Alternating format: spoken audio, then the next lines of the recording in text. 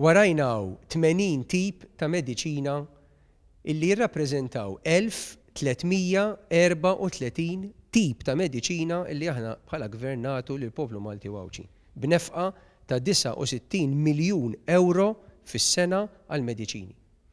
Din is-sena fis-27 ta' Marzu għadna kif żidna l-kundizzjonijiet ta' mard kroniku minn 38 għal 79 kundizzjoni li tfisser illi ħafna iktar nies issa ħajkunu eligibbli għal mediċini b'xejn mill-gvern. Gvern illi jibqa' dejjem jinvesti fis-saħħa, gvern illi jieħu s-saħħa b'serjetà kbira u għalhekk dejjem l-investiment iħares lejh bħala investiment fil-poplu Malti. Li ħajsir nuħdu rendi kont ta' dak li nġabar, namlu board biex jeżaminhom, ovvjament fl-aħħar mill-aħħar dawn ħajspiċċaw jinħarqu, jiġifieri m'hemm l-ebda użu ieħor.